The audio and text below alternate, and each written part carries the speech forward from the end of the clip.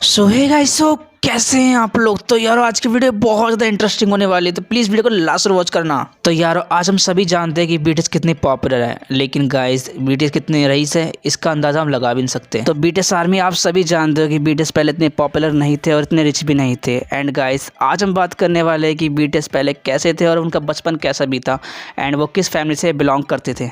Number 1 हमारे BTS leader RM. तो यार आई नो कि हम सब जानते हैं कि आरएम एक रिच फैमिली से बिलोंग करते थे और यार आरएम के डैड क्या काम किया करते थे ये बहुत कम लोग जानते हैं। एंड बड़ी हम आरएम के डैड के बारे में किसी और वीडियो में बात करेंगे। एंड बेसिकली गाइस आप सब जानते हो कि हमारे बीटीएस मेंबर आरएम एक अंडरग्राउंड रैपर थे और यार हमारे आरएम भी पढ़ाई लिखाई में बहुत अच्छे थे।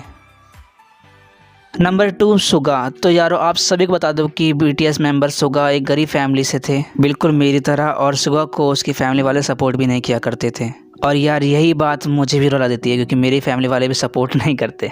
और बीटीएस आर्मी सुगा अपनी म्यूजिक करियर में आगे बढ़ना चाहते थे, लेकिन बट उसके फैमिली वाले से सपोर्ट नहीं कर पाए क्योंकि वो बहुत गरीब थे और उनकी फैमिली वाले चाहकर भी उसे सपोर्ट नहीं कर सकते थे। और यार यही वजह थी कि हमारे बीटीएस मेंबर सुगा को हमेशा उनके फैमिली वाले म्यूजिक के लिए रोका करते थे।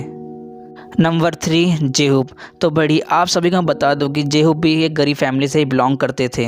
और बीटीएस आर्मी अगर हम बात करते जेहूब के डैड की, तो जेहूब के डैड एक टीचर थे और उनकी मॉम जॉब किया करती थी। और बीटीएस आर्मी हमारे जेहूब एक डांसर बनना चाहते थे, लेकिन बट गरीब फैमिली की वजह से वो चाहकर भी सीख नहीं पाते थे।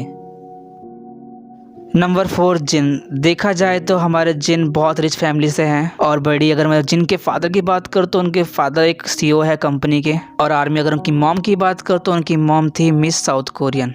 और बीटीएस आर्मी जिन ने अपने एक इंटरव्यू में बताया था कि वो अपने डैड के साथ हमेशा गोल्फ खेला करते थे। नंबर 5 हमारे प्यारे जिंगकुक। तो बड़ी आप सभी को बता दो कि जिंगकुक रईस भी है और गरीब भी, क्योंकि यार हमारे प्यारे जिंगकुक की फैमिली आर्टिस्टों से भरी हुई है। और आई थिंक बीटीएस आर्मी आपने कभी ना कभी तो जिंगकुक के मुंह से सुना ही होगा कि अगर वो बीटीएस ज्वाइन नहीं करते तो शायद से वो आज कलाकार होते।